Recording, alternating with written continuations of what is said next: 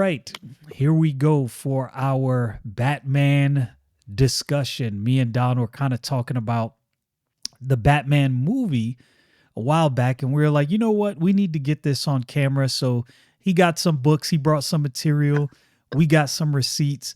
My overall thoughts of, well, everybody already knows, everybody who follows me on this channel, you know, I am a gigantic Batman fan.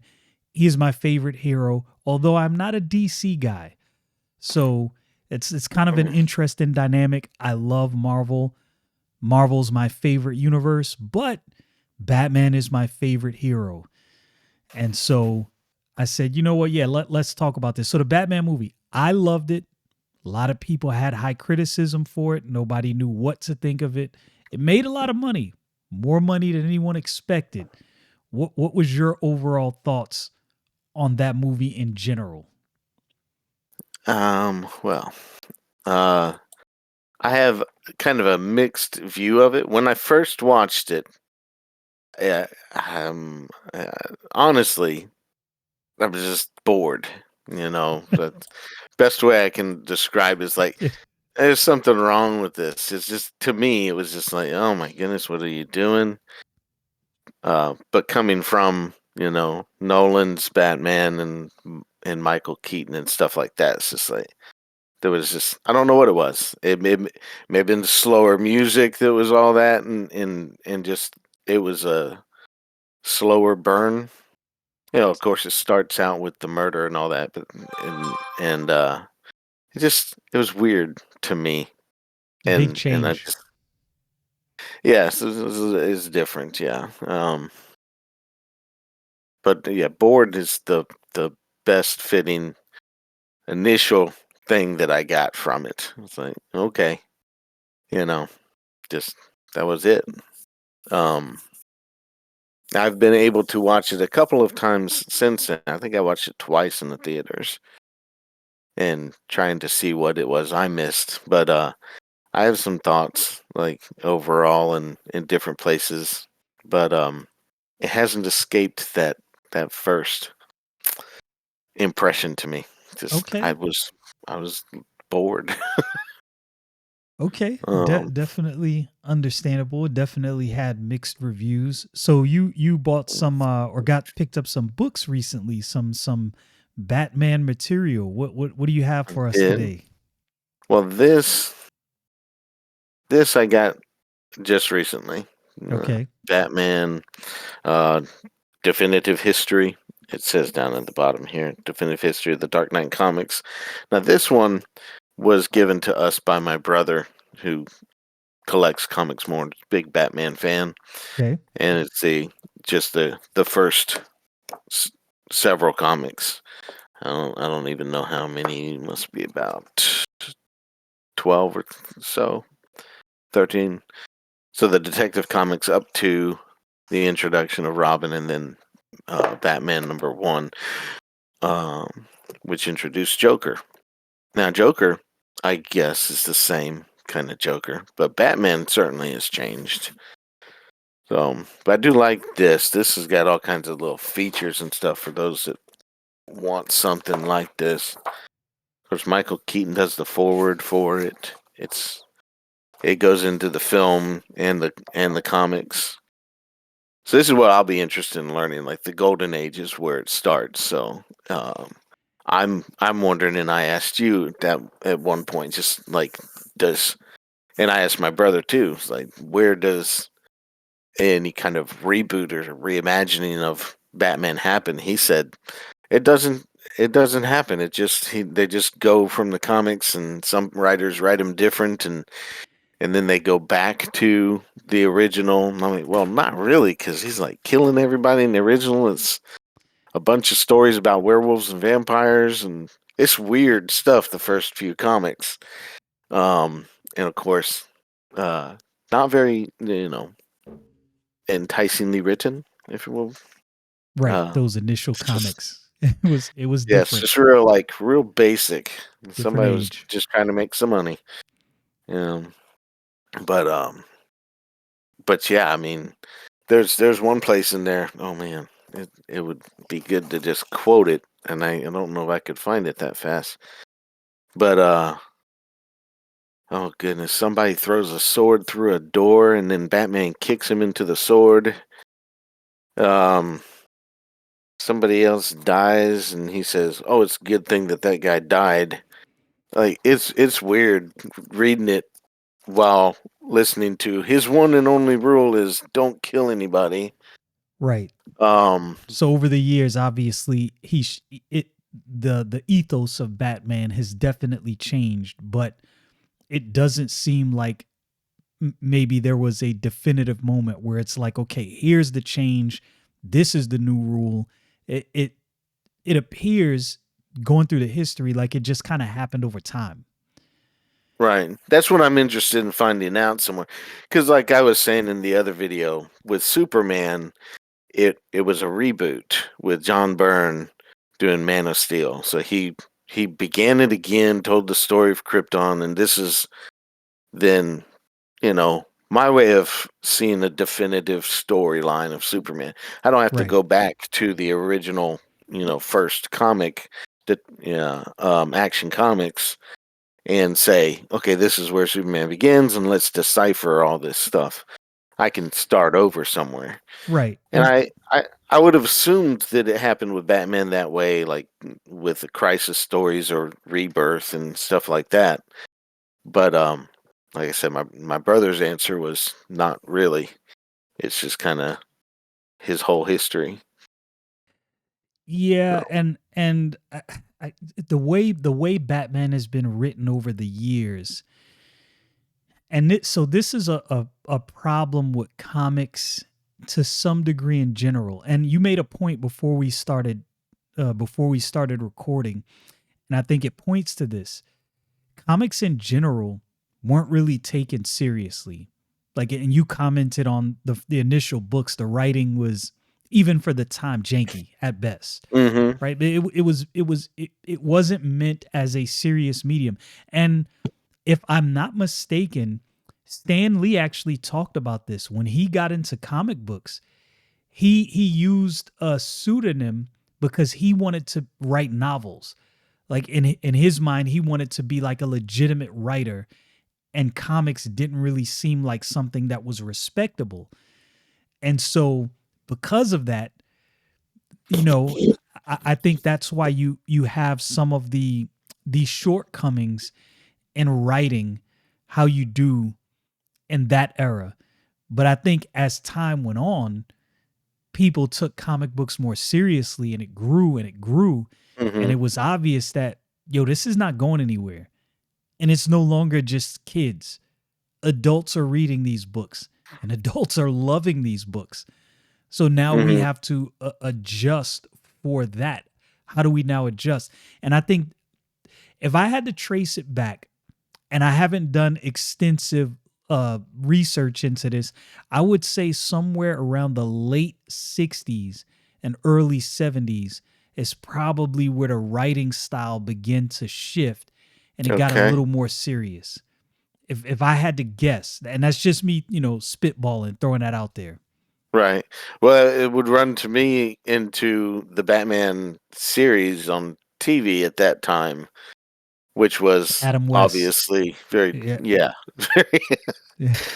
yeah, not very serious, It but wasn't, but I still love it. It was fun. campy. Yeah. Oh, Yeah. Yeah. absolutely. I absolutely love um, that series. and if I had to say there was a defining Batman to me, it was that because that's what I watched, and I'm like, okay, this is Batman, and taking away the campiness of it, he's a detective and figuring stuff out. He's got the tool belt that has everything you could possibly think of, or at least what the writer needed at the time to get out of the situation. Shark spray, stuff like Right. that. Just like, so I get it. I understand. Of course, there's Robin and um, and then his villains and whatnot. So that's where I know Batman from, and so I could take that and go whichever way somebody wants to tell me about Batman. Um, So I will say, here's what I will offer. And this, I wouldn't say this is official, This would just be my take. If you wanted to go on what's a definitive reboot that I can go from this one and move forward, I would say Batman Year One, which the Batman was actually Okay. based on, the Frank Miller story. Frank But it's Miller, just one, right? It's not. It doesn't have a year two and three and so forth, right? I think there was a Batman. Let me see. I'm pretty sure because some of these comics I never went back and actually read. Some of them I Hmm. have read, but Batman. There's so many books. And there are people who have dedicated themselves to reading all of these books. I respect them. I'm not even gonna lie to you like I have, because I have not. But I think, let's see. I'm pretty sure there was. Was there a Batman Year Two? Because I'm pretty sure there was. Let's see. Yes, there was a Batman Year Two, but it was not a Okay. direct sequel to Year One and less Okay. influential. But not So, by Miller, right? no, it was the Mike Barr. Mike Barr wrote that Okay. one. Yeah, but Frank, I would say I would go with Frank Miller, and the reason I would say I'd go with Frank Miller is because he is probably one of the most. Him and Chris Claremont are like heads and shoulders some of the most prolific writers in comic books, and I would say after reading, so I've only read it a couple of the X-Men Elsewin story that Burns did. I'm gonna put Hmm. Burns up there with one of the best writers. I knew of his art. I knew of him because of his art, but I didn't really pay attention to his writing skills. Man, Mm. he's another good one. Yeah. He deserves a lot much more. He deserves a lot more respect than he gets. And I remember when you mentioned him, he's one of those figures that I remember when I started reading comic books, but I was so swept away by the Jim Lee, Brett Booth, Todd McFarlane, Wills Portacio, Scott Williams, like that whole era, that I almost forgot about the greats that came before them. And there's a lot of greats that came before them. Mm. But yeah, so I would say if you were gonna go with a definitive, like if you had to start reboot, what is it for Batman? I'd say Frank Miller Year One. And Okay. I'd also go with the Dark Knight Returns. That was like, so the Dark Knight Returns in some ways returned Batman to what you saw in those initial Batman comic books, where it was more dark, even though minus the killing, but Batman Returns was a lot more dark and a lot more gritty than some of the stuff that came before it. Okay. Yeah. That the whole killing thing. I don't know. The killing part of it to me was only because comics made it. The authorities made that an issue for comics, where they said you can't do this and this and sell this to children. Right. That's my understanding of it. And so they're like, there's ways that they've got to get around it, and that's how it started. Yeah, let's On the see. other hand, maybe that's a good thing. I'm watching Daredevil season 2 again, or I don't know that I really got through it, but he's constantly, fighting other people like fighting the Punisher, saying you can't kill these people. Um, but of course, people are dying, and what's his name? Stick comes in, saves him and Elektra, Yeah, I and like Stick. yeah, but of course he kills all these ninja guys. So oh well, so much for the rule when other people can do it for you. I think it's like, but anyway, I don't know. It's an arbitrary rule, but it, my brother explained it to me too, and I'm like, okay, I guess so, but you know. Well, it I think I know where it came from, and I get it, but I think also the viciousness with which some of these characters, like Daredevil, sitting there beating people up, um, it's likely he's killing people anyway. right. You know, yeah. So it's kind of an arbitrary thing. We say, oh, we don't kill nobody. Well, sort of. Yeah, and I think it came around, and I'll have to look this up. I'll look this up while we're here. Uh, During the comics code of ethics, because I Hmm. remember there was a whole big deal where they thought comic books were rotting the minds of children, and all of the things that were in the books, and that's when a lot of things changed. And I wonder, I don't know if Batman changed right at that time, but I would not be surprised if that was the case. Right. So let me see. It says earliest in his earliest appearance, starting in 1939, Batman frequently used lethal force against criminals, even wielding firearms. However, by 1941, significant shift occurred. Yeah. Concerns arose that Batman's violent methods might negatively influence young readers. In response, DC editor Whitney Ellsworth implemented a policy prohibiting heroes from killing villains, regardless of their claims. This directive led Batman's explicit no kill rule, first articulated in Batman number 4, where he instructed Robin, "Remember, we never kill with weapons of any kind." So Yeah. yeah, I definitely understand that, right? Parents seeing their kids read these books, especially, you got to remember, like the 30s and 40s and 50s. Yeah, Hmm. no parent in their right mind is gonna walk into their child's room, open this book and, "Johnny, what is this? What is going on?" Yeah, yeah, that's the end of that. Yeah. Well, here's a good example. I don't know if you see that panel, read it very well. But he's flying in the bat plane, as it were, plane helicopter, something or another. They hadn't figured it Right, out really. I don't think they figured out that Gotham exists yet either. In this, they right. keep saying Metropolis or Manhattan, and it's weird. But anyway, he says here, this is in the monster one. Much as I hate to take human life, I'm afraid this time it's necessary. Which is even a different sentiment than some of the thing before. Like he he kills a couple of vampires earlier on in this thing, Right. Which I and guess melts vampires down would. the bullets himself. You know. Right. Would vampires really count? I mean, Well, but they're not normal vampires. They're like vampires slash werewolves, and just. vamp But the wolves. the Batman now would be like, well, how did they become this? And then let's find the antidote for Right. it and everything. You know, Right. some Right. kind of Right. disease. You know, So obviously, but right. And I think ultimately a lot of these things were destined to transition over time because, and yeah, somebody made this argument, I want to say last month. I can't remember who exactly did. I think it might be one of the comic book creators I follow, said that Marvel and DC never expected these books and these stories to go, what has it been, 7 decades now? Like, they didn't expect these stories to go that long. So they didn't plan for future development, which is why stories and backstories and everything changed and matured and things were added. And this is true in Marvel. There's a lot of heroes, like when I do my comic book narrative videos, my 3-minute origins, there's a mhm, lot of parsing through I have to do to condense that.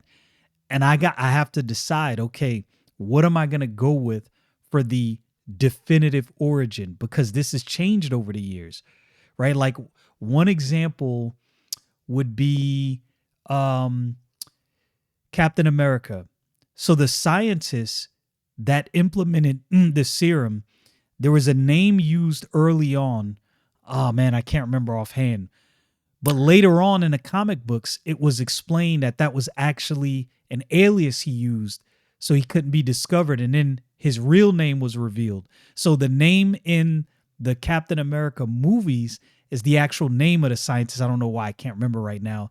But if you go back to the original books, there'll be another name and you'll be like, well, wait, what? Like, this is a different what is going on? They retconned that later on to explain, yeah, that wasn't his real name. He used a fake name because the Nazis were hunting him down. And a lot of stuff okay, like that were developed later on, like way later on, mhm, because you got to deal with plot holes. Like, if I created something right now, I don't expect this thing to last 70 years. like like I mhm, didn't account for that. So newer creators are thinking about that when they create things, because now hindsight being what it is, they're like, well, look, Marvel and DC lasted for 70, 80 years and they got a lot Right. of plot holes to fix. So we need to be thinking about that in our creation process. And I give them a pass for that. I'm willing to give them a pass for that. Yeah. This is why I'm not upset with all retcons. Some retcons are unnecessary, but I'm not upset with all. Yeah. I mean, some of those things bother me in the comics, or not the comics, but the shows now and stuff like that, because they basically they can know better. Right. It's they just do it because they want to. Right. Um, it's a but all that was my wheels are turning just into different things. By the way, I watched the Captain America movie from 1990 just the other day. Oh Day or two ago. wow. I forgot about that movie. That's crazy, man. Bro. What? It is a I weird forgot movie. about that movie. That's a campy movie right Like there. it is. It is. Like that's but I remember being in the theater, walking out of theater and seeing the Captain America shield on the poster and be like, "Oh, we're getting a Wow. Captain America movie." And I don't remember it ever coming out in theaters actually. But and same thing with not Batman but Spider-Man. Not too long after that there was a supposed to be a Spider-Man movie. It never got made nor fully made, but there was some teaser floating around out there for it. Spider-Man, way before Tobey Maguire. Um, but Yeah, yeah, I don't think they had the technology back then to really do many of those movies adequately. Although I don't know, I don't know. because Star They were Wars, about to. I forget who was going to do it too, but the name that was attached to Spider-Man was like, yes, that sounds great. And I think it may have been. Oh man, you'd have to look it up for sure, but okay, I'm gonna say that it was Jim Cameron that was being touted as the lead guy, producer, director, writer, or whatever. okay, Um, I'll look that up. like whoa, But whoever it was, if it wasn't him, I think it was though. Right. But yeah, it fell through.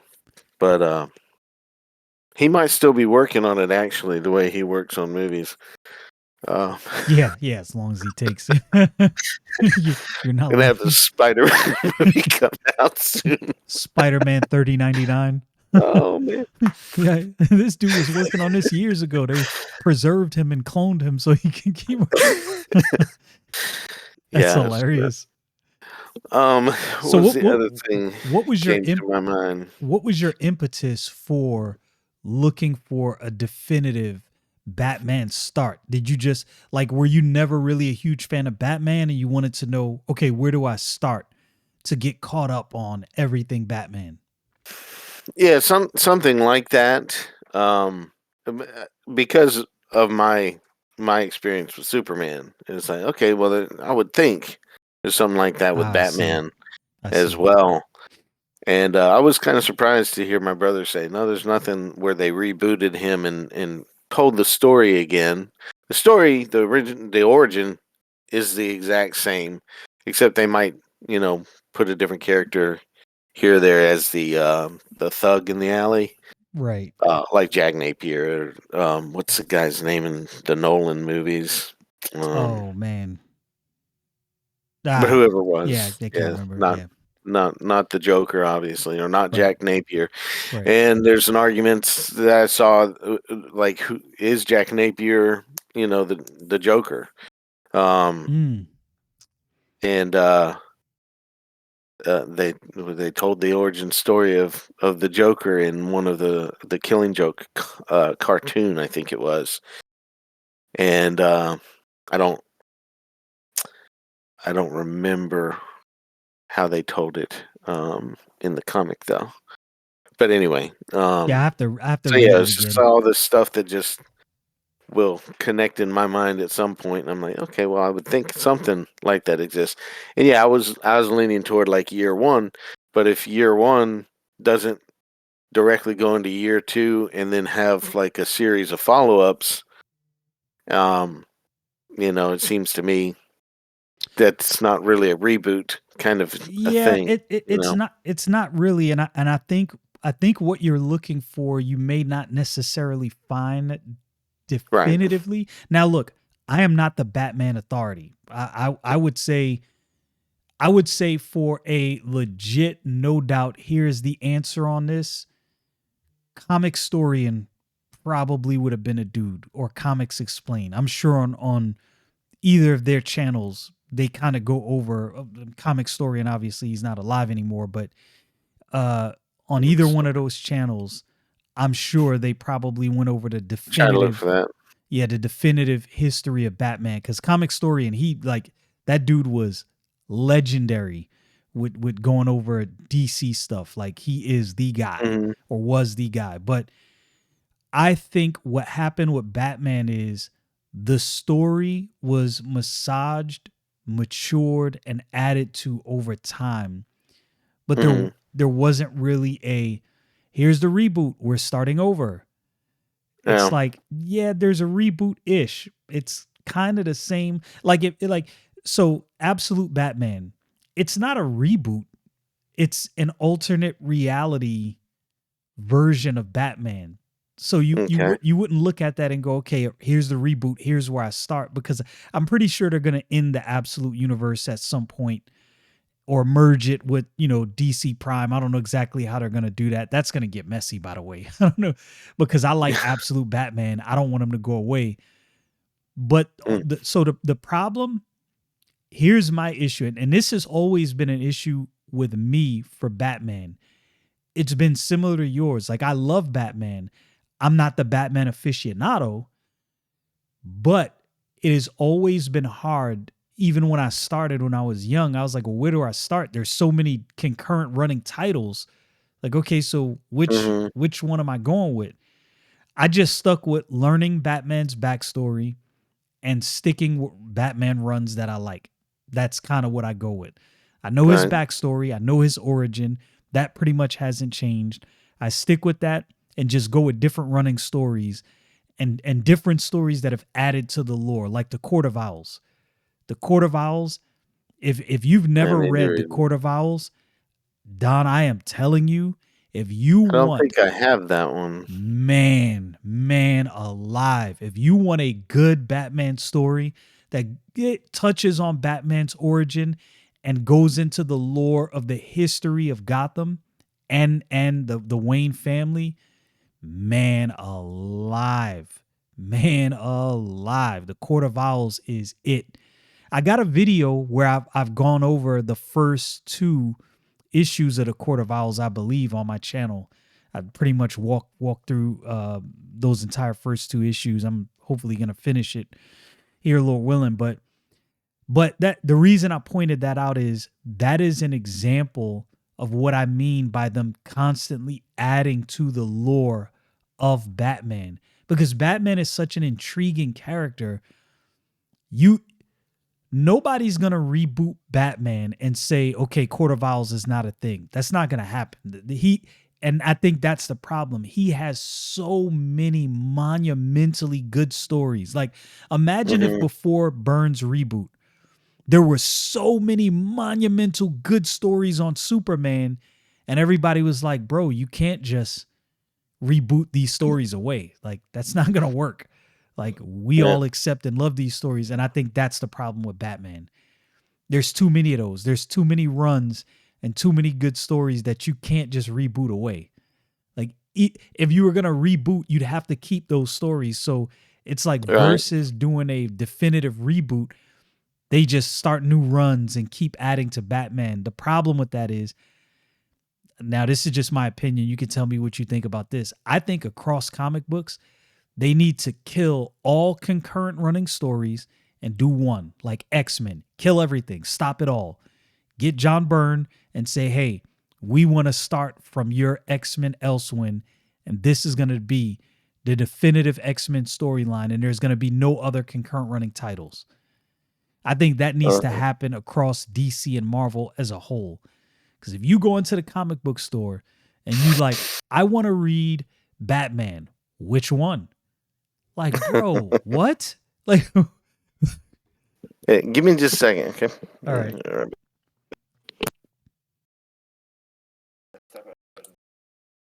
All Sorry right. about that. We're back. It's all good. It's all good. All right.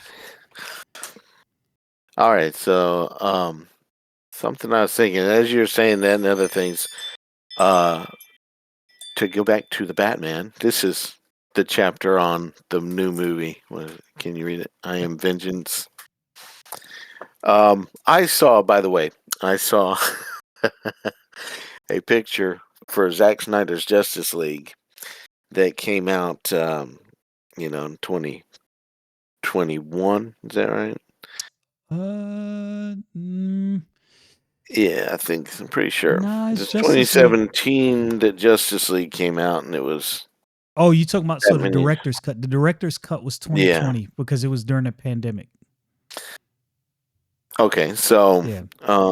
when did the Batman come out? The Batman came out. Wasn't that wasn't last year, was I it? mean, Man, they were time is working flying. on it It back in was 2017. was it it wasn't 2024. Is that 2023? Let me see. I have to look it up now. Oh, by the way, that Probably. the doctor I was talking about in Captain America, I just wanted to circle back to that. It was an original book. It was Dr. Yusef Rinstein, which Okay. later you find out his name is Dr. Abraham Erskine, and the other name he went under in the original books was an alias. So let's see, when was the I think 22. Yeah, Batman arrived in theaters. Finally found it. March 4th, 2022. Well, so there was a promotional picture for Zack Snyder's Justice League, and it had, Superman and the Flash and all this with nicknames, as it were. And right? Batman was there. It said Vengeance. And I just want to say that. I don't know if he got it from seeing the script or something, but Interesting. Interesting. I'll tell you this though. When I heard him say that, of course they did it in the what is it, the trailer, right? If I remember right, I so he's can't. beating up on the guy and says, "I am vengeance," Yeah, I think that wasn't a or at trailer. least a sneak peek or something like that. Yeah, I'd have to go back to those trailers. I don't remember much from those trailers, to be honest with Mm. you. I know it came out before the movie actually came out, because I remember thinking, it's like, what is he saying? I don't know. Maybe that's in a bunch of uh, movies or something. Of course, you know, everybody's expecting him to say, "I am Batman," and I don't think he does in that. Well, and I Uh, think I think that's indicative of the storyline they went with, that Batman Year One storyline. You're dealing with so this was the expectations, and this is just in my opinion. People's expectations going into the Batman was the Dark Knight. And you mhm, really had to go in with your mind knowing and understanding this is not what the Batman is. The Batman is Batman Year One. He has just started. He has done all his research, world's greatest detective. And that is the element you really see emphasized, in my opinion, in a movie more than anything. His perception. He walks in a room. He's looking at things nobody's paying attention to. You know, things are catching his eye that everybody has walked past. That's who Batman is. You see mhm, when he hit that fire extinguisher at the end of the movie, you can tell this is where he got the idea for his smoke grenades. I call them smoke flashbangs, right? Like the idea first arrived in that moment. That's what they were trying to capture, so you understand. Yo, he's just getting started. He's not okay. he's not all squared away like he is in a later years. He took some bumps and bruises. Like his fighting is a lot slower and not as precise. It's a little sloppy, but I had done a bunch of looking, before the movie came out, and I found out what books Reeves pulled from for the movie, and I was like, oh, okay, he's going with this is a new Batman. This is like we're seeing Batman ground level just started. He is not the Batman years removed, from his beginning where he's polished. So Mhm. I was okay with that. And I think if you went in not knowing that, and if you went in expecting the Dark Knight, you were set up for disappointment from the word go. Okay.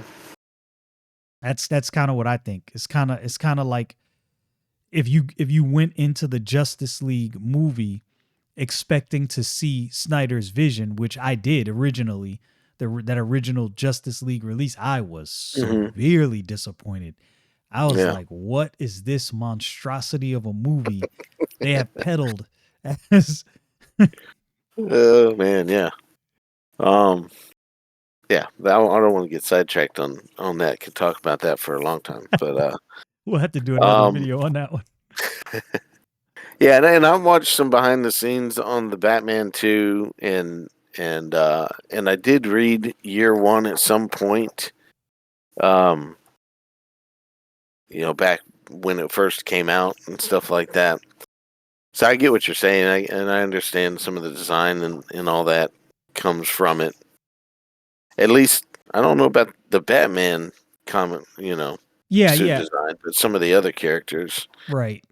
Um, And I don't think it was like a one for one pull. I think it was just these were the is what inspirations. inspires you, Right. yeah. Yeah. That and um, but I mean, as far as the movie, let's see. So when I watched it this time, I was paying close attention to the vengeance thing. Okay. So, and I think it was said 7 times, if I'm not mistaken. Like Batman said it one time. Penguin called him Vengeance, called him Mister Vengeance, and then the most was, I believe, Catwoman saying that aren't you Vengeance and stuff like that, and called him Vengeance. Um,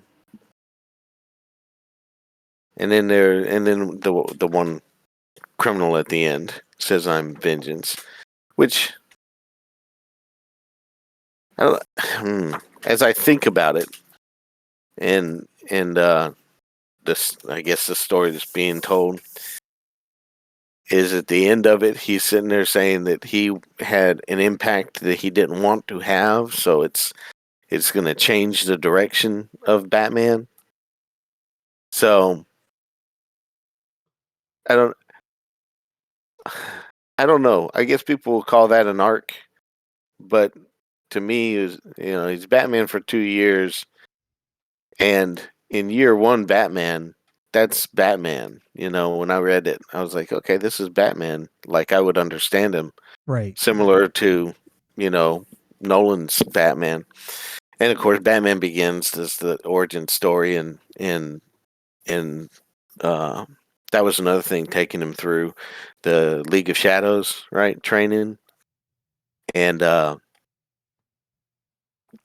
course, I recognize that concept from Arrow as well, and makes me wonder if either one of them, or who was trained, or both of them trained by the League of Shadows or whatever. Um, but Ra's another reason al why I'd like Ghul. yeah, another reason why I'd like a definitive explanation of what's going on in his comic book history. Now, it's encouraging to me to hear when you said that in 41, which is the next year from those comics that I've been reading, the first ones, that that they make the rule that Right. they don't kill. And I'm like, that's pretty cool. I didn't know it was that early. So if it's that early, that's pretty good. Which means it came before Comics Authority, I think, because Yeah, I the don't comics code of think ethics that was in authority the or what it was called. '60s or something, Let me see. or maybe '50s. Yeah, I actually went over this when I interviewed Roland Mann. We talked about it because I he know it has was after World War II, though. I know for sure of that. So, what was it called? The Comics Code Authority, I think is what it was called. Authority uh, Code yeah, I about. think so. Let's see. Searching.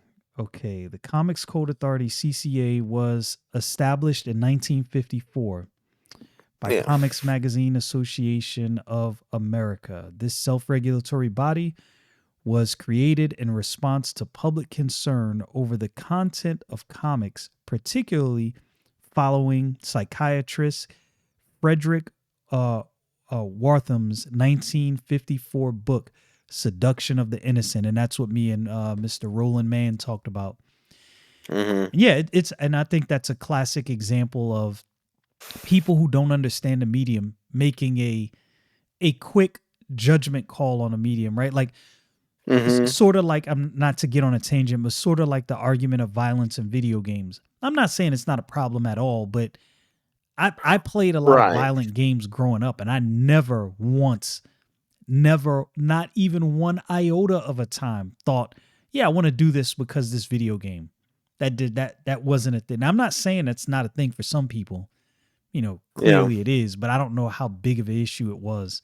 Same back then for comics.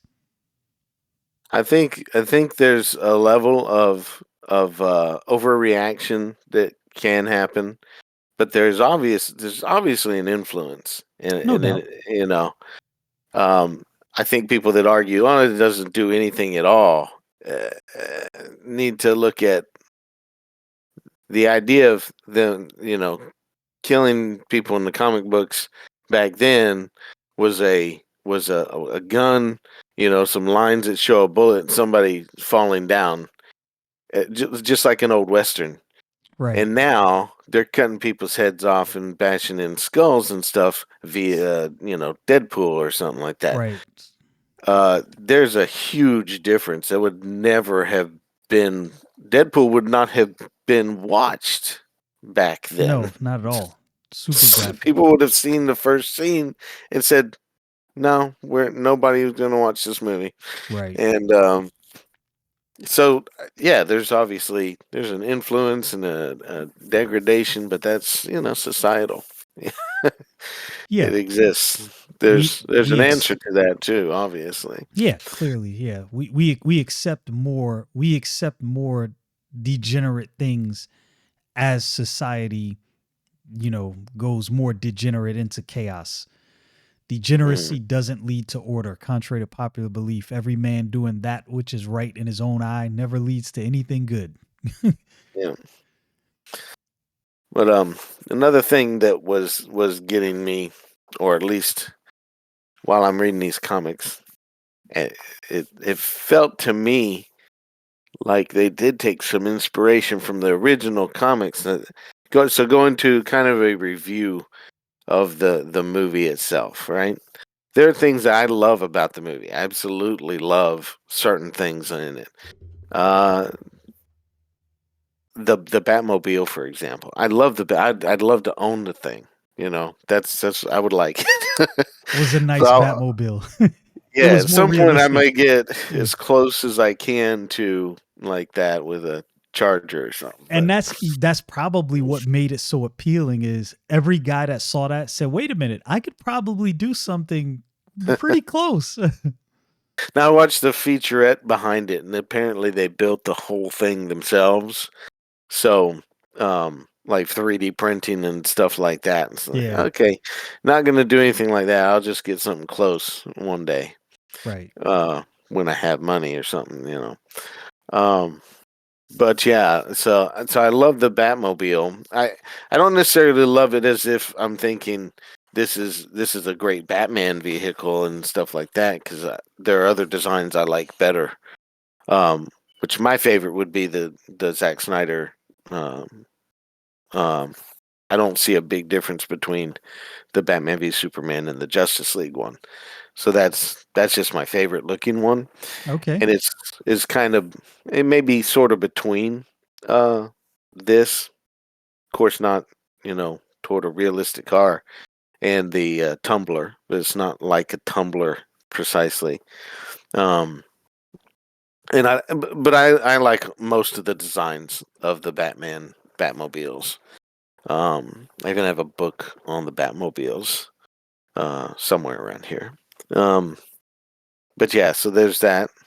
Um, I assume, of course, the next one would be more stylized, possibly, since it's going to be further on in his career. Well, now what? 7 years beyond? Man, Where are we going to be when he comes yeah, out with it? I don't think it's coming out. I'll be honest with you. I think. Look, I try not to get too negative, but I'm gonna be Yeah. honest. I think the DCU is being run by James Gunn as of right now, and I could be wrong. I don't think he's doing a good job. I think holding off on the Batman, to me, the Batman was their clearest victory, easiest victory lap. People were unsure Well, about the Batman. It made a lot of money because people it was mixed reviews, but it wasn't terrible reviews. yeah, I may be the worst review you'll find. Yeah, and even but your critique is warranted and it's fair, and it doesn't paint it as a bad movie. It's just like, look, I was a little bored. I was expecting something else, and it's not what I got. But Yeah. man, holding off on that. I don't know that that was a good thing. Oh no, it's like Man of Steel. Man of Steel should have been almost immediately followed up with another movie, and it just there's a whole history behind it. So not going into all that, but yeah, it should have been followed up quickly, or at least when Batman vs Superman came out, come up with the next Superman. Go on Yeah, with the next Superman. So whoever's problem with Henry Cavill that messed all that up is their loss crazy. completely. And then They're they insane. Yeah, and then they get a dude that looks just like him, which is like that's Discount, yeah, yeah, dollar store version. I that's wouldn't I hilarious. wouldn't insult Comic Con to say cosplay Superman though, I I, because I like I like they corn do sweat. better. Yeah, I like corn sweat. I Look, don't look. have a problem with Corn Sweat Yeah, himself, honestly, but I mean, I've been saying, I think I told you already, this is dad bod Superman. And when they showed that that's picture of him flipping crazy. over, he flips over, looks at the camera, and then this belly is showing. I'm like, I know that. I look down and I can see that belly showing. I know what I'm talking about. That He would not said, be Superman. he They said, better "Dad fix that shot. bod Superman." I guess what it is he's got his Uh, head up and the wind is blowing down and filling out his shirt or something. That's what it's yeah, going. that's crazy. That's ridiculous. It's just Yeah, I don't know how they didn't see that, and it still bugs me to death. But they'll yeah. fix it. Surely they'll fix it. They're going to listen to my videos and fix all the problems that is there. But I've no, I don't have any confidence in them at all. Yeah, I've stated I'm on the fence about Superman. When I watched the trailer initially, I was excited because the music kind of got me hype. I'm not gonna lie, music got me hype. I like it. I saw some of the scenes. I was like, okay, maybe the dog, what's his name, Krypton, the dog. I wasn't expecting that, or Crypto, whatever his name is. And Yep. but the more I look at it, and you said this, and when you said it, I couldn't unhear what you said. You said the more you Oh, watch that trailer, the more you realize, yeah, there's some things. There's some yeah. Just things. the other day, somebody posted a little short clip of Superman pushing the head down on Instagram, and I was looking at some comments, and they said that girl's neck is snapped. I was like, yes, and unless he just held back just enough. All right. take Like a second. Yeah, but I'm uh, just thinking, take a second and just. I wouldn't have done that. I mean, if I was doing something like that, I'm not pushing the girl's head down and like covering her head up. It doesn't make much sense when you really think about it. Yeah. But they could stop it easily. It's just a moment, a thing about stopping the hand. I saw somebody getting into all kinds of stuff, but the Spider-Man No Way Home, right? With all three, Yeah. Yeah. The and last one. MJ is being saved by Andrew Garfield, right? And the landing is so like quick and sudden, and like, okay, you broke her neck too. That's how Which I was felt like which watching was it originally what immediately. happened to what's her name, Gwen Stacy. Yeah. Exactly. It was like, what in the world? But somebody online, you can look it up, actually slowed it down and let the other pieces fall fast, but slowed down that part of him landing so that it wasn't so sudden and jerky. I was like, that was perfect, and they, doing it with their home computer. It's like, Right. okay, I mean, that's amazing. Just give these guys millions of dollars. Don't give them enough time. I know, but that's the big issue. That's the yeah, big it's issue. huge. But that it just takes somebody a little bit of time to just, okay, you slow that down. Somebody, if they let me watch it, I just said, what are you doing here? Slow that down. That's all you got to do. You probably save the whole movie for me. That's I'll watch it hilarious. more times. So it's the same thing. But yeah, they're delaying the Batman because I think that's because they were arguing about whether or not he's going to be the main Batman for too long, and I don't think Reeves didn't want it to happen, and Reeves is not involved. He's like producer, that's just movie terminology for giving people credit for stuff sometimes. True. For the Bold and the Brave or something like that. Yeah. So he's not actually involved in writing the story or doing anything like that. He's just, hey, can you help this guy? And, yeah, okay, I'll come in, or whatever.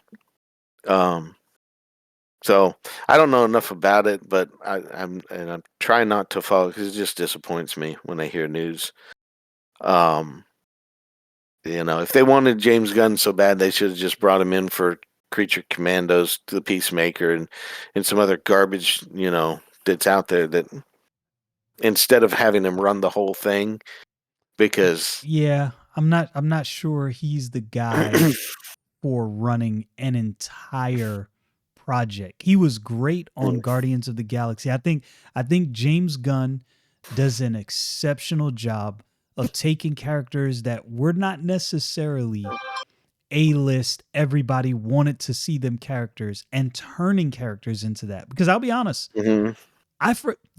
when I tell you I forgot about Guardians of the Galaxy, that was like there's certain Marvel comics growing up that I was aware of their existence, but under no uncertain terms was I looking for these books. I was like, oh yeah, there's that one team over there that Yeah, kind of exists. Who cares? Anyway, back to what I'm reading, back to Spider-Man. For me, Guardians of the right. Galaxy is that way, but James Gunn made them a household name. Like Yeah, interesting enough that I'm like, okay, Guardians of the Galaxy, you now have my attention. That's what he was and good I for. and I heard somebody say that he's good with ensemble type of movies. Um, and that's why the Superman has so many characters in it Mm, because that would make that's sense.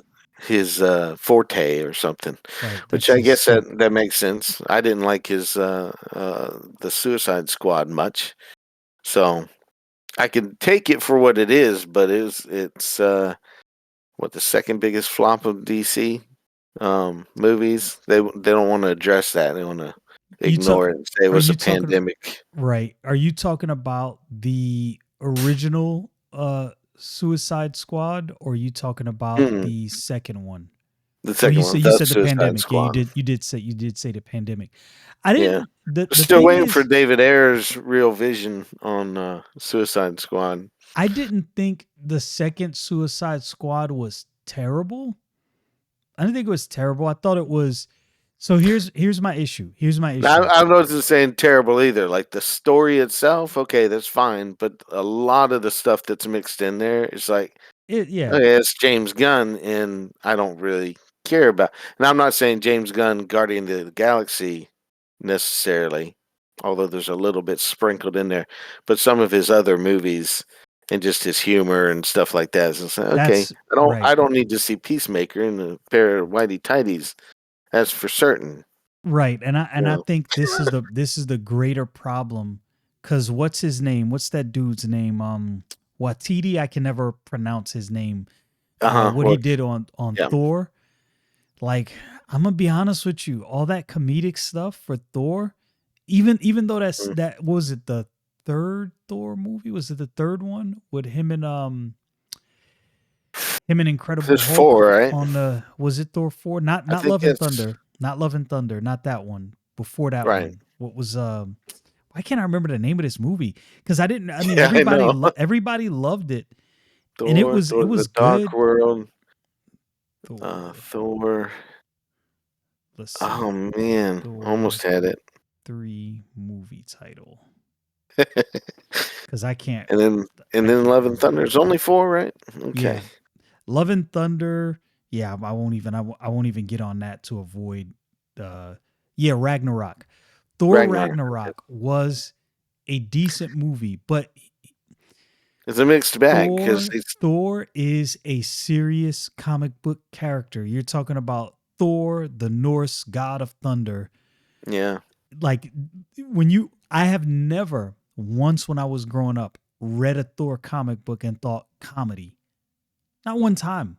That's not what, like, when you read a Thor comic book, you're thinking King James Bible, Old English. Like, this is what you get from Thor. You know what I mean? Like, Okay. that embodies his character, right? He is I won't say no nonsense. I'm not going to say that, but Watiti's vision of Thor and the comedy between him and an Incredible Hulk, I wasn't a huge fan. I was not a huge fan, even though the movie Hmm. was good. The problem with that movie is it led to Thor: Love and Thunder. That's the Yeah. problem with that movie. Is you've Yeah. lost the identity of the character. Right. Well, yeah, I agree, and I could see the thing is that Chris Hemsworth is so good He is at so good. comedic timing and He stuff. is. He's amazing. He made up. That's what I'm saying. He made up for what the script lacked. He Yeah. definitely did. He definitely did. Yeah, and I think that's an example also of giving so much credit to a director who comes in from some obscurity as it is that has a success. It's like, okay, so he's going to be successful in everything, and by the at the end of the second movie, they're like, we won't even work with that guy again. I'm not coming back. It's Yeah. like, okay, well, what happened because he was supposed to be fun. I don't know. Moving characters in a direction they shouldn't go, which is so returning to Exactly. our original topic of discussion. Back to the Maybe, Batman. yeah, maybe the Batman is a return to what you read in those original books where it was a little more dark. Mm, And they're showing that transition, which, okay, so here's another point. They're showing the transition from that 1939 Batman to the 1941. Okay, no more killing. We're going to stop that. And maybe that's where okay. the I am vengeance and him seeing the effect of that will turn into, okay, no, I'm not vengeance. I'm Batman. I am the hero, the protector, the overseer, Yeah. the saving grace of Gotham City. Yeah. I mean, I'd like to see, and I'd like to know how that turns out. I don't think we're ever gonna Um, get it. before I lose it though, more things I definitely like about the Batman. Okay. Um, you already know. Uh, uh, I'm done. Forgot his name though. Um, let me see if I can get this here. Yes, above Colin Farrell, Oh Oswald my Cobblepot. goodness. That Fantastic. oh man. Look, Definitely didn't recognize him. I Oh my look, goodness. Don, I knew it was Colin Farrell because I'd been looking all of this stuff up before the movie came Hmm. out. I I'd heard that forgot it too. was him. I Yeah. literally watching a movie and I was like, "Yo, that was Colin Farrell." I don't remember it What any in the what? time. Yo, man, Every and time I watched him put the makeup on and was like, "Who is that?" bro, Just- and it wasn't just the makeup, right. his acting. My goodness, man, That was that amazing. that there's a lot of things. I talked about this in a video I uploaded on Stargate Universe, where I talked about how actors and actresses can take a good script and elevate it to Hmm. another level. And Colin Farrell took a good script; it was good, and he elevated. And there were times, I mean, I didn't watch any of the behind the scenes, but there were times where I was like, I'm pretty sure he's ad libbing right here, and it's working. It is Mm. working. Like he added a line or added a word here. I know he did. I could feel it. And man, oh man, does it work. Some actors just know how to do that. And Hmm. I think he embodied it in that moment. Yeah. And okay, so he's excellent. Um, Possibly the best thing in the movie, other I than the car I or cannot riding along disagree. with it. Um, um, I have a mixed feeling about the Riddler, but I'm not super familiar with the Riddler. Jim Carrey's probably my only other reference point in the Yeah. '60s, but I guess the Jim Carrey one is kind of similar. 'Cause I don't think of the Riddler as that off insane. That dark. Like He's his shows insane. at the end. He's insane. The Riddler's insane, but he's not. I don't think he's originally that dark. Like the Okay. Joker is a dark, insane, but funny, dark, insane, if that makes sense. The Riddler is like an insane, but not necessarily totally deranged. But maybe that is nostalgia colored glasses. So I'd have Hmm. to go back and look on some of that early Riddler, but I don't remember him being that level. I'd have to agree with you Yeah. there. I don't remember all that.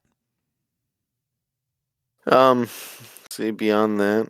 Uh, as far as Catwoman, who knows? I know it looks like the year one Catwoman with the haircut and all that and the design, but um, I could take it or leave it there. Now, uh, I don't remember his name like ever when he shows up, but the guy who plays Falcone Oh is yeah, yeah, always good. It's yeah, like no matter yeah, what he's doing, he's yeah, really yeah. good at it. He played in what's that? He played in a conspiracy theory movie. Oh man, what's his name? Oh Why can't yeah, I remember his name? it's Yeah, John Turteltaub, I think it yeah. is. I don't know. I have to look I it up. think You're I probably think right. that's what it is. Um, but I don't remember a conspiracy one. I But thought he did play in a conspiracy theory he's in all movie. kinds of stuff. So he plays something serious like this. He plays as the butler in Mr. Deeds with Adam Sandler. Very very sneaky.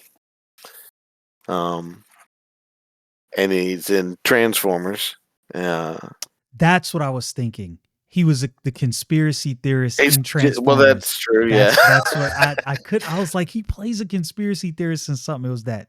it's all Yeah, comedic and everything. John It's pretty good. Torturo. I can never remember his name. Torturo. Yeah, Okay. Turtle Top is somebody else, and yeah. But just slaughtered the dude's name. yeah, I apologize, Mr. Turturro. But yeah, he's great. I love him in like everything he does. He does well, whether or not I really like his character. Like, he's in The I Secret hear Window you. with Johnny Depp, and it's like, whoa, I don't think I've seen that movie. it's kind of nuts. But um, I think what others. Uh, What about Jeffrey Wright as right, Commissioner Gordon? Jeffrey Wright. Um, I I have mixed feelings about it. I think that he's a good actor and he does things well, so he did the best he could.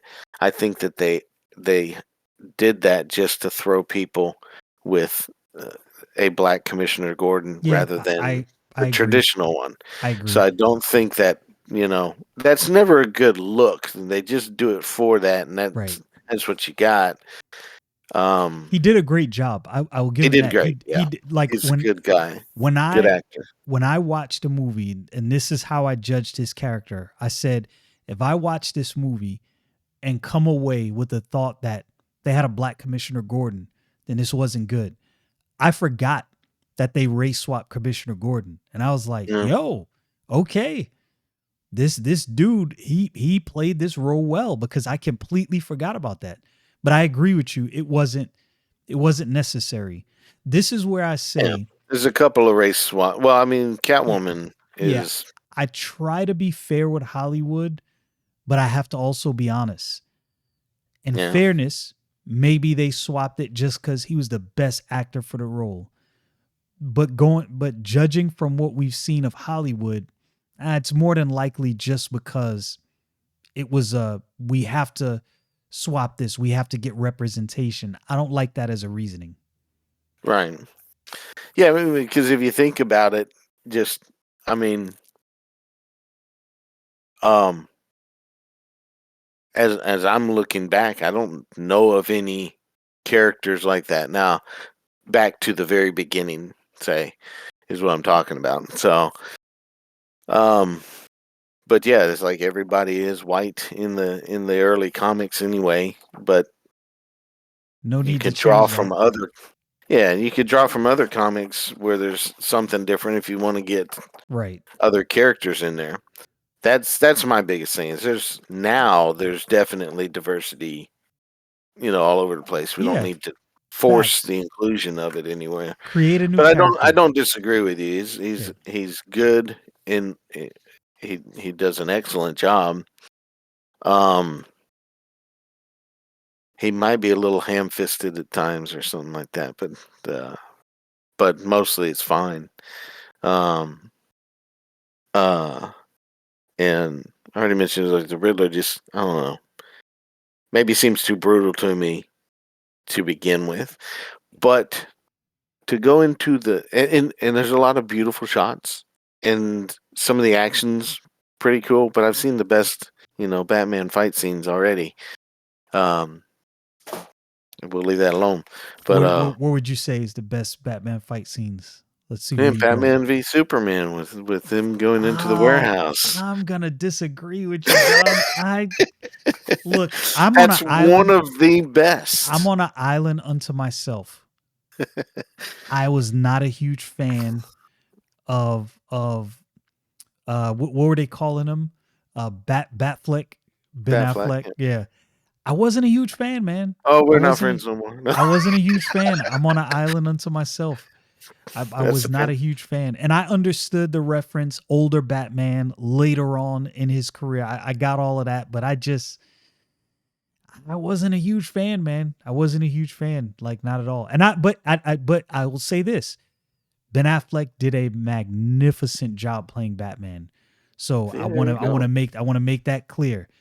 Even though I was not a huge fan of him as Batman, I can recognize he did a wonderful job in that role. And they should legitimately DC should have kept him in that role. They should have moved heaven and earth to keep him in that role. I would agree Yeah. with anyone who Well, says that.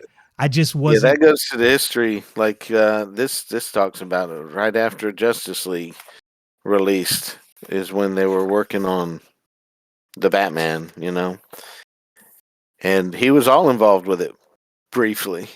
But that's that other story, Um, but yeah, from 2000, let's see, October 2016, Warner Brothers set its sight on developing a new Batman film.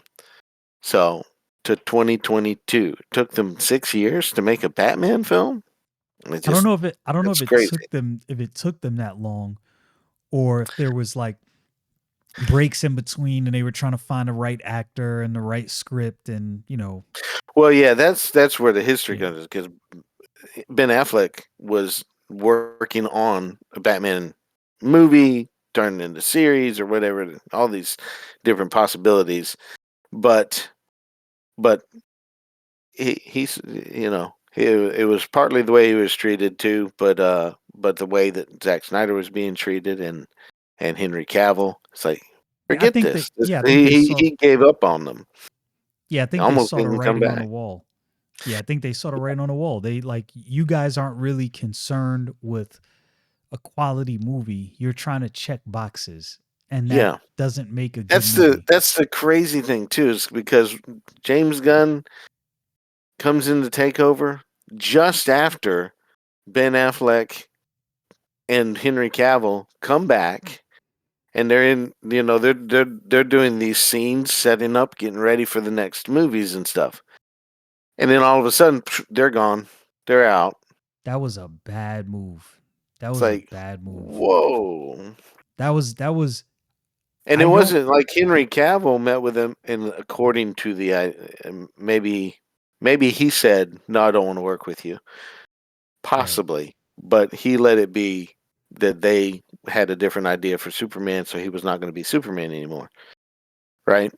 And he gave the whole uh, writing, and I know it was in Instagram and probably something else too. But anyway, Batman Ben Affleck met with, I call him Batman. He met with James Gunn, and he refused to do anything with James Gunn. So, I'm not look, I'm not shocked, man, when you take yeah. things. Ben Affleck is very accomplished in his career, and he knows good writing, a good movie when he sees one. And I'm sure he Mhm. looked at a lot of stuff and was like, yeah, I don't think I want any parts of this whatsoever." And look, there's no reason to reinvent the wheel. This is part of why when I look at some of these movies, I think to myself, in what universe did you look at this monster money making big deal and think to yourself, you made a lot of money doing this. Let's change it. Right? Like the MCU. We made a Mhm. gang of money with this strategy. Let's change it all up now. What company would make a gang of money in using whatever strategy and just midway decide, yeah, let's change that? No, you're going to Mhm. double down on a thing that's been making money. I don't understand. When look, I'm James Gunn. I think I got an idea of that, I'm but James Gunn. I'll let you tell me your idea as soon as I get done yeah. with this statement. I'm James Gunn. I see the reception of the Snyder cut. I'm immediately on the phone. Hey man, look, I was going in a direction, but the fans have spoken. What you got? Well, I'm running things, but you're the man right now. What you got? That's what I would have done. That's just me personally. Yeah. Well, and to that, like I said, they were coming back, right? And I because I was really following it at the time, I was like, "Oh yeah, this is really cool. He's going to do this. They're going to go in this direction." Once Aquaman comes out and they've got Ben Affleck, and whatever he was doing with it, they changed Aquaman once they said that Affleck was out, and there was a big change to Aquaman 2, I'm talking about. Um, Yeah. but yeah, Yeah. they were going in the right direction, and there's like some missteps, but every single time, if you listen to any of the fans, it was, what is wrong with the studio executives? Leave them alone. Let them do what they're supposed to do.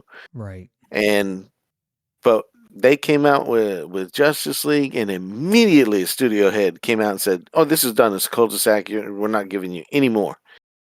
You know, almost before it landed, perhaps the day it landed, and and Zack Snyder's Justice League is fantastic, and It they is. said something like that. Like, what are you thinking? You're not going to give us any more of this awesome stuff? That is crazy. Cause when I watched Don, I sat and watched that whole entire thing.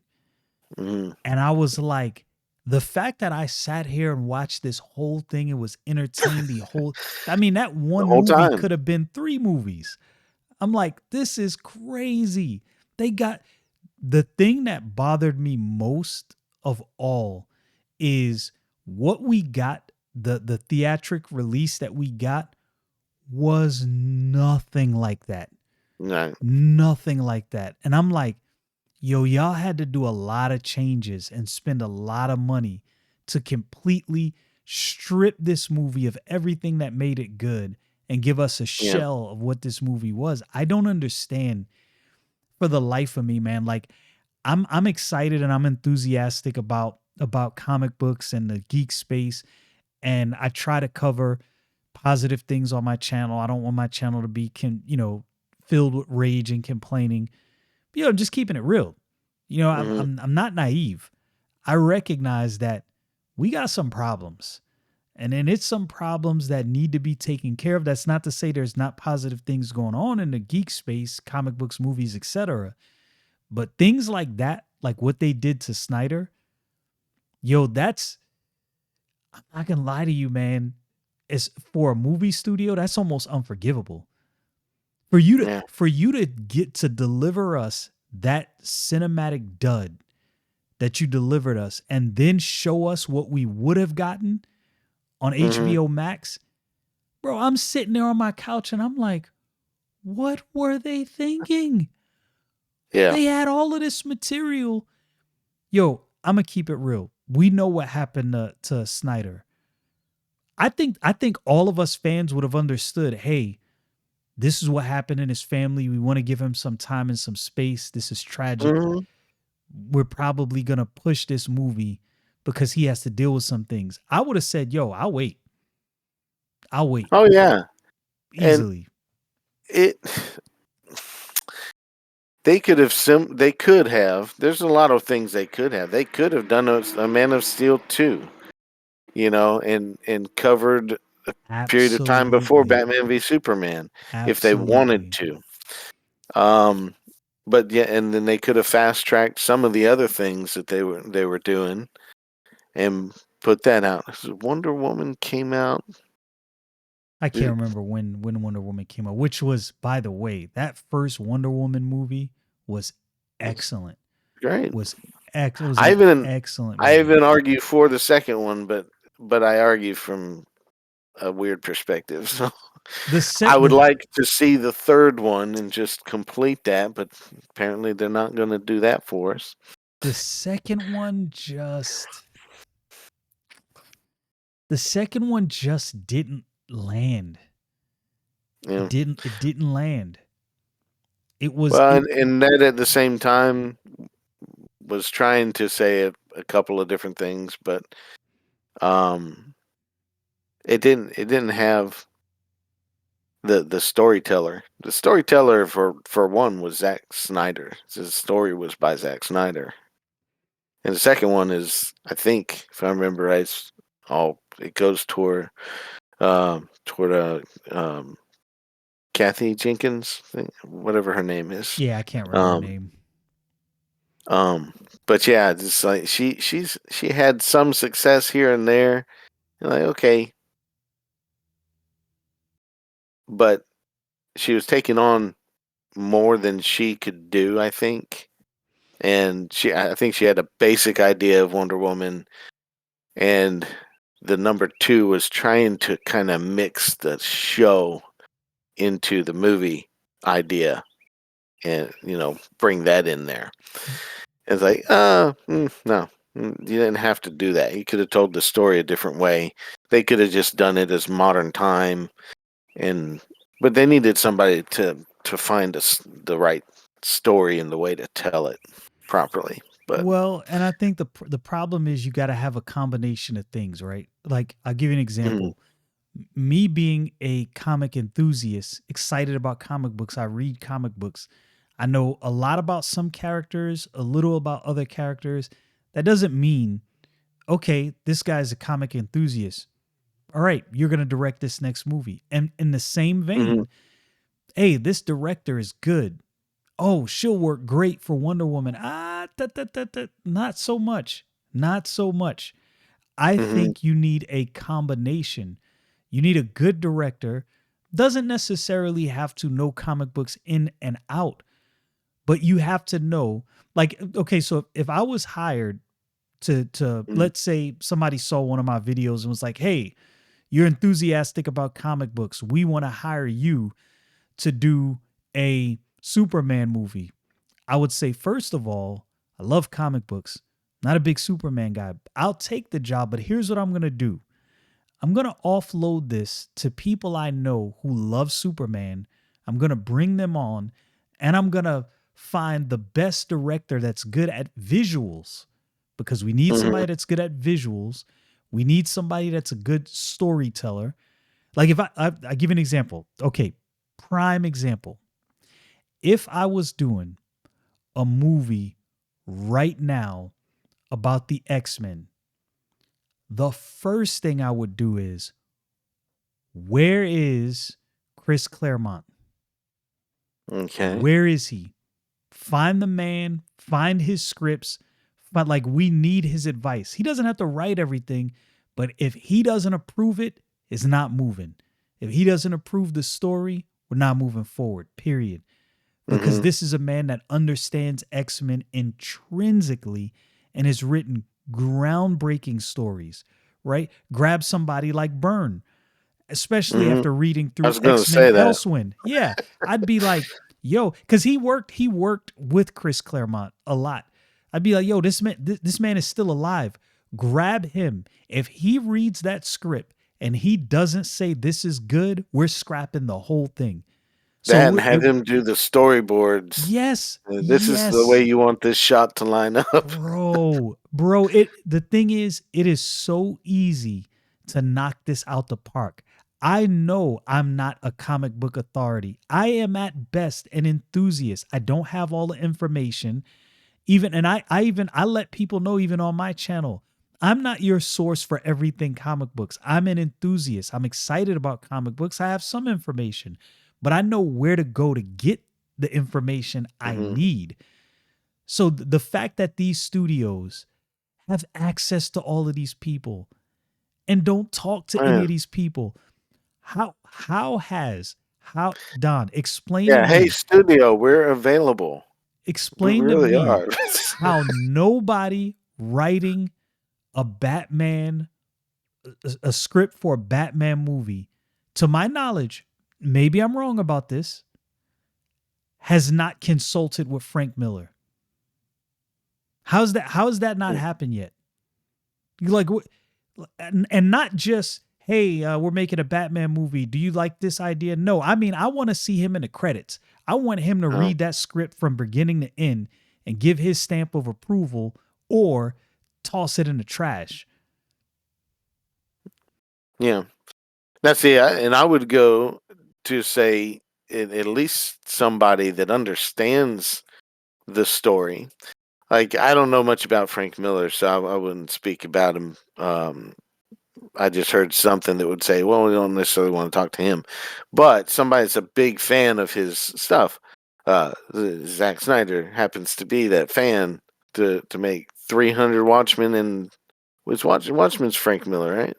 Um, Pretty sure. I want to say it Let's was see. so that, and then of course Batman v Superman with elements of the Dark Knight Returns. It's like, yeah, that would be the guy to check on, even if you didn't have him make the movie, you know, uh, have him be part of it, and say, yeah, he would do something like that, you know. Um, Yeah, he brings those comics to life, you know, and Alan Moore in at least the visual sense. Alan Moore's wrote then. The So, Watchmen. Yeah. um, seems like Frank Miller was involved in something Watchmen, but maybe that was something later on. Um, Looking up. I don't know what I'm thinking exactly, but yeah, Alan Moore. And he's got Alan Moore, other comics. He would be one to check on those kind of things too. Um, but at the same time, I mean, I I'm not that familiar with all the history, but what I think I recall was like Bob Kane created Batman. But if he was still alive, we wouldn't necessarily go to him for advice on how to do a Batman, movie, because it was it seems to me it was more just a job. It was what he had to do. They tasked him to create the character and write stuff for a little while. And he just did whatever, with it. It was just Yes. a job to him. But So I see what at you're least saying. that's kind of what I recall. It's not necessarily the person that creates it that's the best True. uh, to further it. Yeah. True. But find a guy who's a fan of the guys who create, like a legitimate fan. And I would say Yeah. the difference between like a Kane and somebody like a Byrne or a Claremont is these dudes are prolific writers. Hmm. Like they could is arguably probably write a better script than anybody in Hollywood right now for the specific purpose of a comic book movie. And I Hmm. think that's the And I've heard there's that argued the other way so is like Jeffrey Johns has written great stuff, but he's been terrible in his decisions on movies. true doesn't always transfer. Yeah, very true, very true. Very very fair point. Um, Doesn't but always I look transfer. at that as like comic books to me have always been longer runs and stuff like that. And the way I view Superman, of course, is that all the different, you get Man of Steel, act, action comics. Then you got the Superman main thing. Then the Adventures of Superman is written by Marv Wolfman mostly, and or at least drawn by I forget, but that group doing that comic. But the stories would weave back and forth together, so they take it their own way, sort of, but they never deviated from a main storyline up to the point when they have the death and resurrection of Superman later Right. on. Yeah. Um, so it was to me that's what that was. You had different people doing different things, but what was I getting to with it? Um, man, I kind of slipped my thought when I was thinking about it. Um, I'll tell you while no, you're collecting your thoughts, I'll tell you back to the original discussion. What I would do with Batman right now, and this look, they got to strike while the iron is hot because there's several things they can do. There's people interested in the next movie after the Batman, but realistically, you wait till 2026, 2027 to release the next one, that interest is gone.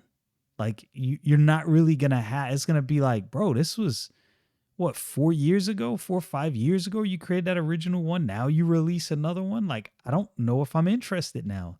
I may or may mm, not go see this. I might wait till this comes on streaming. I think in an effort to strike while the iron is hot, they need to do two things. They need to push for that next Batman movie to be released as soon as possible. From what James Gunn said, if I'm not mistaken, I read an article where he was saying the script wasn't ready or something like that. I don't believe that. you can't believe anything I that do guy not I says. do not believe that. I do not believe that at all. I think personally he's trying to, and this is just my opinion, I think he's personally trying to sabotage the Batman so he could introduce his version of what he wants the Batman to be, which Yeah, I understand. You have you a might be right, but to your point with that, it's like as little as I like the Batman comparatively to some others. If that's the Batman, then my goodness, put it in the series of movies right now. right. It doesn't make any it doesn't make much sense at all. My brother explained to me long time ago that the Batman Begins, Dark Knight Rises, and that whole series was supposed to be like grounded. It's real world. It's not going to have a Superman and Justice League characters and all this other stuff. It's realistic. So that's Nolan's universe. So I was like, well, okay, I can see that point, but a lot of people still argue for Christian Bale coming back as Batman. In a mixed world universe. Um, Same idea when Batman 1989. I think it was the first one. The original Batman. Yeah. Yeah, that there's at least an ongoing rumor that Christopher Reeve was supposed to show up at some point as Superman in that. And like, okay, that'd be interesting to see if that was true and ever happened. But the same kind of thing. It's like that's the Batman world rather than you know the same Superman world. If you Right. wanted Superman, have a different one. But they tried to do that a few times. Tried to redo Superman where it was a new Superman, and they kept going back. Bryan Singer, it says in the behind the scenes stuff, he said, "Well, no, I have to do this where the director Donner, he's got to give his approval on it, and he got his approval with the story and all that, and said this is the way it's got to be told. And you know how that turns out, and it doesn't go anywhere with it. Right. Um, but they've had so many different possibilities. But but back to the Batman, and my main criticism with the Batman, and you probably disagree with me on this, but to me, it was a lot like early comics where I didn't see Batman knowing what he was doing at all. Um, Yeah, to that was a you. I'll give you that critique. I'll give you that critique. Yeah, I to Yeah. me he didn't figure much of anything out, and it really that sticks with me. Yeah. He answered the riddles to me just like the campy series, where they just repeat the riddle a couple times and says that, and it's almost the cadence of it. Um, where you can go back and watch those things to see. But when the Riddler gives the riddle and Batman gives the answer, it's just I was like, what are you doing? And especially bring him into the light, bring the rat into the light. It's like he could have opened that door, seen the light, and been like, "Oh, wait a minute, back up. What is going on out here in where I'm about to walk this man into the light?" That was it to me. When I read the original Joker introduction, Joker comes on the radio, says, "I'm going to this person's house and stealing his diamond and killing him tonight." And he does that day after day after day or something, and Bruce Wayne's listening to the radio till he hears the message, and then that's when he's going to go check it out. Like, you ain't no detective at all. That was bad. The comic book version is terrible, but I just saw elements of it in the movie. It's like he's not figured nothing out, and So I don't see why. so this is one of those areas, and I brought this up in my coverage of Captain America Brave New World.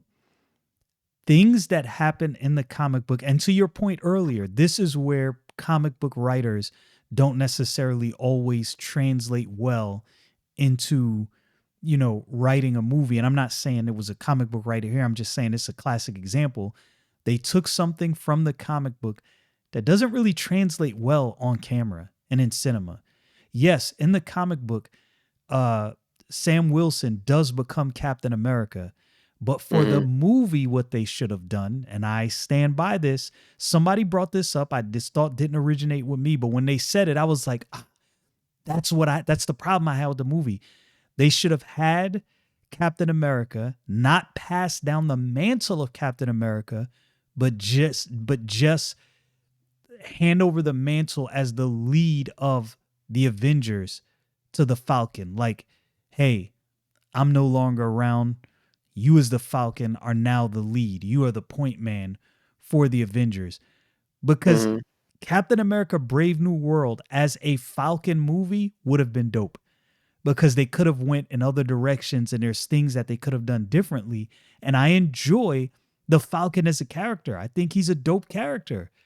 I like the advanced tech he had in this movie, but I was like, yeah, but I don't like the Falcon as Captain America though. And I think this is one of those areas where the Batman bumbling around and learning his way doesn't translate well to film. Like I understood what was going on, but that doesn't Okay. necessarily translate well to film. And I think that's kind of what you notice. Like, yeah, I don't like watching Batman figure it out. I want him to already have figured it out and to be whooping up on bad guys and doing this thing a little more polished. We don't want Yeah. to see, you know, Superman as a young man learning how to use his powers for a whole movie. Like, no, Mm, thank you. No, thank you. I didn't come to the movie theater to see that. And I understand. That's why I said that critique is fair. yeah. Well, and I also come at that critique from hearing people say, I heard it about this movie. It's like, we've never seen Batman being a detective before. I'm like, you saw it in every single movie. In Well, Batman 1989, he was doing the detective work. And yes, the, but I will say, because I'm one of the people who say this as well, it wasn't like, if I feel like his detective work in the Batman was almost another character in and of itself. But maybe it's nostalgia glasses. maybe, but I mean, when I remember back, I don't remember very well returns and stuff like that. But the first one, I'm like, this is awesome. He pauses the film. He's trying to figure out who people are. That all detective work makes great sense to me.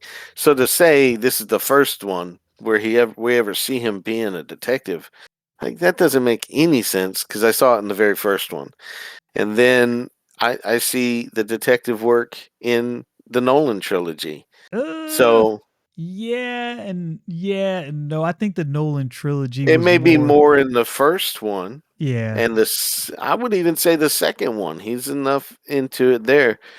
I don't, but I don't get into the Dark Knight Rises arguments and controversy.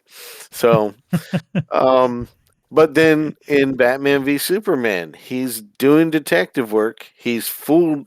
The whole thing is he's fooled by Lex Luthor. Okay, and I get that. That's the way the story goes. But he's still doing the detective work. So if they say this is the first time, but to me he didn't figure anything out. He solved riddles, but he didn't really figure anything out. The detective Batman sees the blood stain on the floor and knows that comes from the murder weapon, scans it with a computer, probably not in his first second year, but and then has a layout of what that looks like and what they're looking for. And he finds it a whole lot faster. well, He and doesn't that's wait to. I'm trying to think of like when. Yeah, he knew it was a carpet pusher or whatever, carpet tool, right? right. But it took him, hours or days or whatever to figure out to pull up the carpet so that the bombs could be, seen. That's the kind of thing that bugged me, is that he didn't actually put two and two together for the most part, except that he was told he solved the riddles. That's great. That maybe should have been focused on more. He was solving the riddles, and those clues should have led him somewhere. But I don't know. That's my criticism. That's what I was seeing. And maybe because it has a slow burn to it and slow music to it and everything else. That the Yeah, fastest thing was him racing to try to save Alfred. Um, but everything else just slow. and I But and and I think we would have possibly gotten a conclusion to that slowness in the second Batman had we ever got one. I think you would have seen yeah, more. but they're on pace right now. You know. Anyway, Yeah, that movie is never coming out. That movie's never it will never see the light of day. Mm. Pattinson was Batman once, and that's all it'll be. It Oh, won't. I watched Mickey 17, which is Pattinson, and I stand by my original that I didn't like him for Batman. For So Batman. He was a yeah, of he was a course, he was a originally controversial choice, and I think coming off of Ben Affleck, nobody was gonna like Pattinson. Like that's it. I'm he coming was off of doomed. Ben Affleck and be like, okay, Corn Sweat is gonna go through the same thing. DC has signed their own death certificate for Superman because you had in Henry Cavill the definitive Superman. Henry Cavill is a geek in real life. In hmm real life. I was gonna say And that he not only is, in the movie, yes, but he super. portrays. I mean, you just listen to his interviews and He stuff like that. understands the geek He's world. amazing. So he knew what we wanted to see as Superman, and he delivered just that. And it helps that the dude is built like a tank. Like Yeah. that, like you getting that combination, it was like a lottery pick. And the fact that, look, man, this might go down in history as one of the worst decisions in movie going history. Like if this Superman movie flops, James Gunn will have a stain on his career that he will not be able to remove. You look, you don't have to be a rocket scientist to know all James Gunn had to do was enter, take the reins, and say, who's doing the next Superman? Greenlit, whatever you want. Get Henry Cavill on the set, make it happen. Yeah, and that's the thing. It was already there. He was already working on it, supposedly before James Gunn came in. But James Gunn was secretly writing, behind the scenes. Of course, this is James Gunn's just a liar. I just can't trust anything he says. He said before that, he said, I don't want to ever Uh, take on Superman. He said something disparaging, and then all of a sudden he's doing Superman, well, I behind the mean, scenes. if I'm in It's like, Hollywood and I say I'll never do, a movie, I'll never take a role, or never yeah, write a movie about this. I mean, you're in Hollywood. Somebody offers you the right amount of money, yeah. you're gonna write the But it's movie. like it's just like you said that, and I'll kind of rephrase what I was about to say, but he came in. I may have alluded to this earlier. I'm talking about James Gunn, and he is going to do what he wants to do. Everything's going to conform to his version. And unfortunately, he already has some stuff going on in DC, the Suicide Squad, followed up by the Peacemaker. And to me, he's molding everything around that and his wife being in whatever movie he wants her to be in.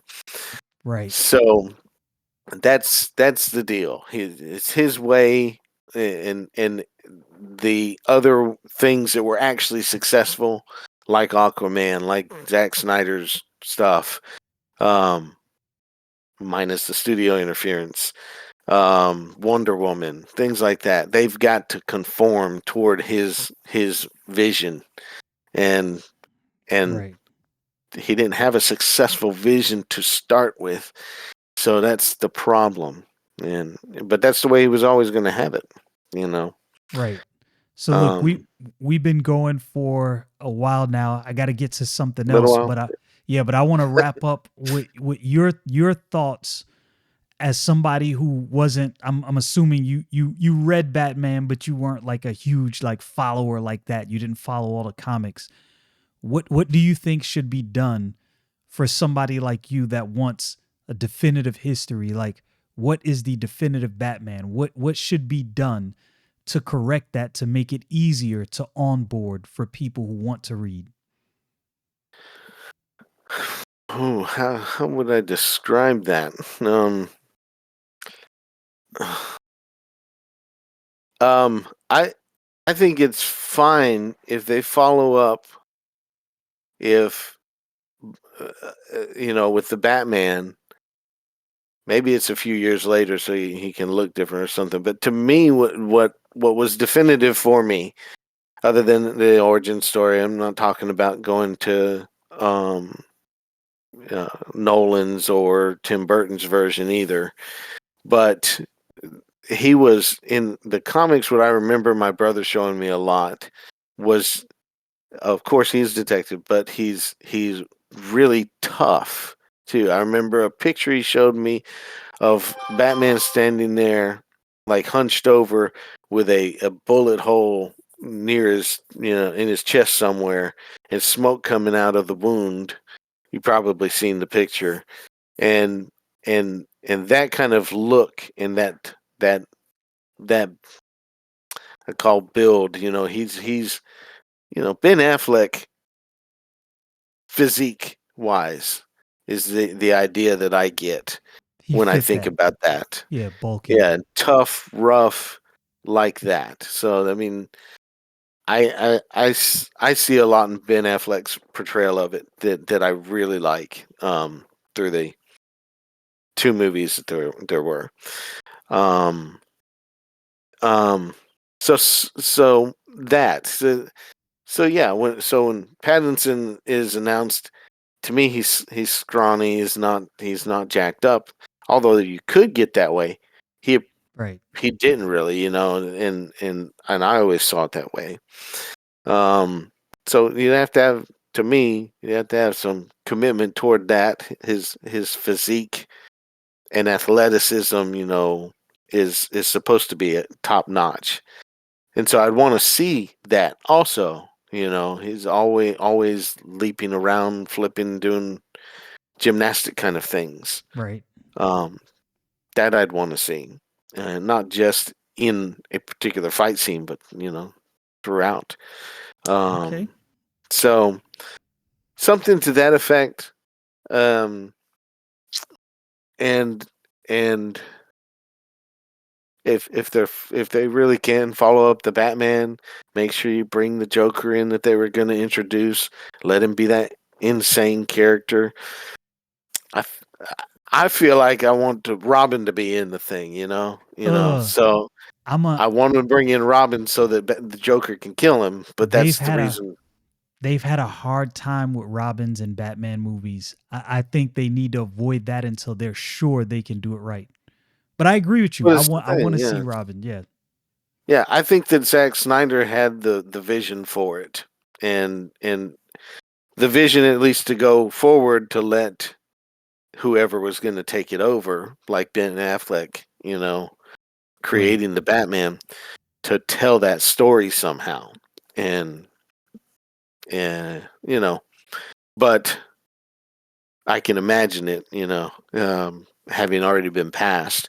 But if they're going to start, with new, like the Batman comics, not very far into the comics, he takes on Robin, So um, I think there's a way it could be done, but you have to do it in the version that is um, that's not isolated. Nolan's Right. universe is isolated. It's just Batman. It's going to be realistic. Once you say there's a Robin character, probably have to redesign him a lot. Then Right. you're in a different world, and you have to treat it that way. And I think the comic book lovers will accept that too, because No, yeah, there's changes that will be accepted. We will yeah, allow it. Like we understand why you had to change this, but that gets a yeah, pass. I'll say this in closing. I gotta run, but I'll say this: yeah, read Court of Owls. okay, You mentioned I'll Batman and find his that. toughness. Read Court of Owls. Scott Snyder writing, Greg Capullo on the art. It is fantastic. You get the tough detective gritty Batman. And I'll end Mm. on that note. Hope you guys enjoyed.